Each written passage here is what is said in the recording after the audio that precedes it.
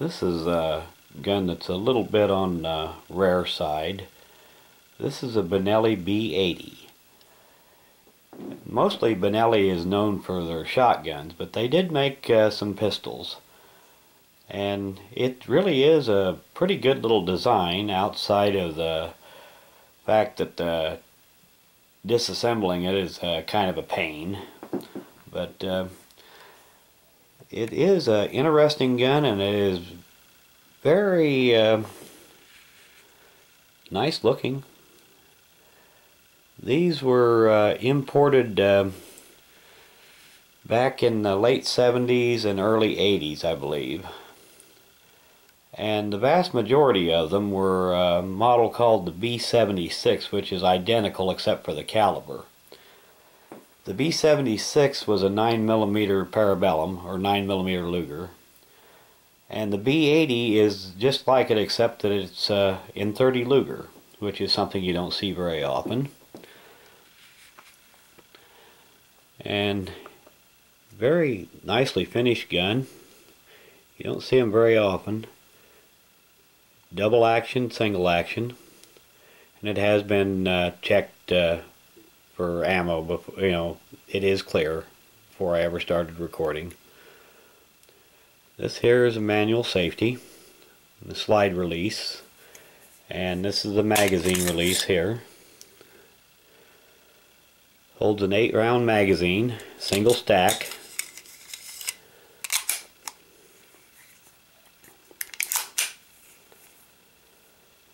And it's kind of a very different design. It's got good sights.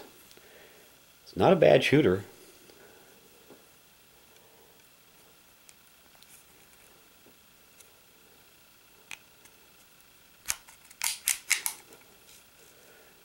And it can be carried in single action mode if you choose. Sort of on the order of a European American Armory Witness or a CZ75. It's got a good trigger on it for a double action, single action.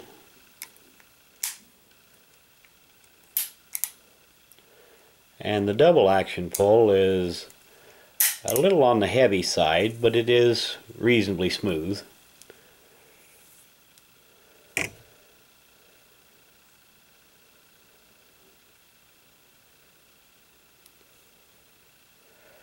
The grip angle is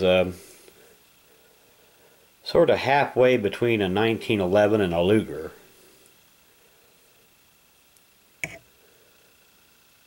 I don't know how well these markings will show up. Hopefully pretty good. And I did mention that the takedown on this gun is kind of strange, and it's kind of a pain. So I'm not going to try to do it right now. If you're interested in how to disassemble one of these, there's a guy on YouTube that calls himself LifeSizePotato that has an excellent video on how to disassemble a B-76 Benelli, which is exactly the same as this. So if you're interested, I'd suggest looking up his video. Just do a search for Benelli Pistol and you should come up with it. As far as I know, his videos are the only ones concerning the Benelli pistols, or of this type. And there were some other variations of this. There was, of course, the B-76, and one I believe that was called the B-77, which was in .32 ACP.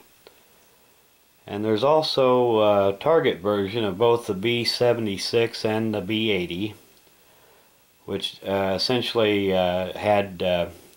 wasn't really a target pistol, but it had adjustable sights, and I believe they had a longer slide-in barrel as well.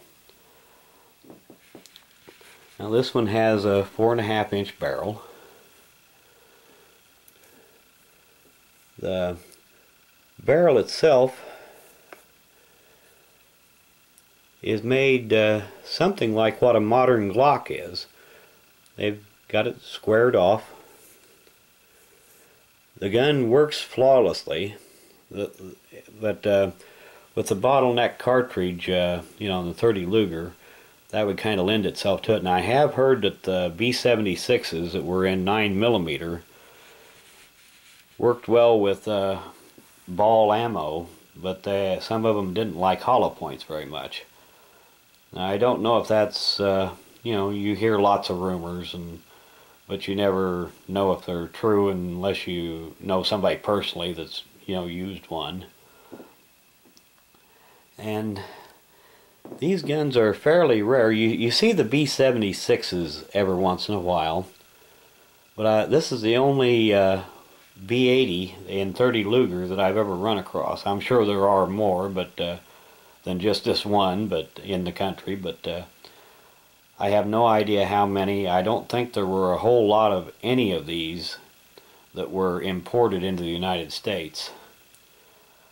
Now, from what I've heard, Benelli was trying to get various militaries and police organizations interested in this gun, and they never had much luck.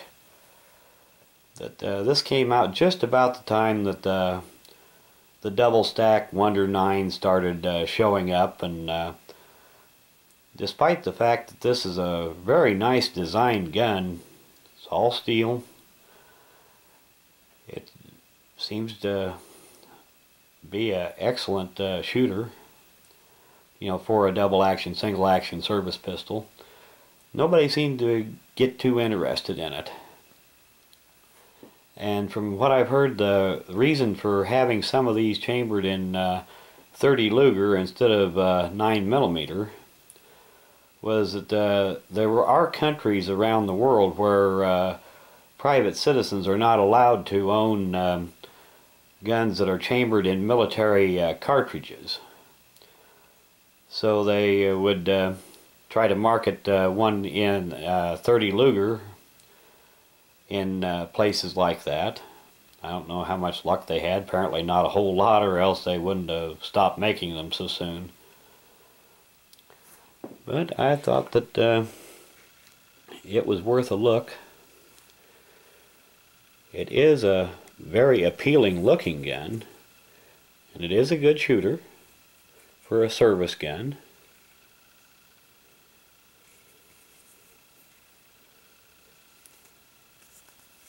And it does even have an adjustable trigger stop down here. I don't, maybe you can see it, maybe not, I'm not sure. It's hard to tell on this camera viewfinder until I get it up on the computer screen. I believe you can probably see it easy enough. And that affects mainly the single action.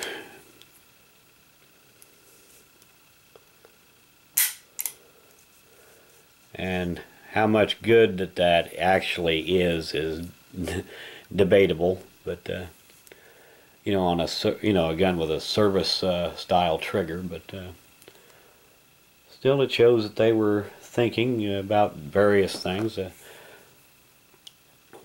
Could be a add-on that they had intended mainly for the guns with the target sights.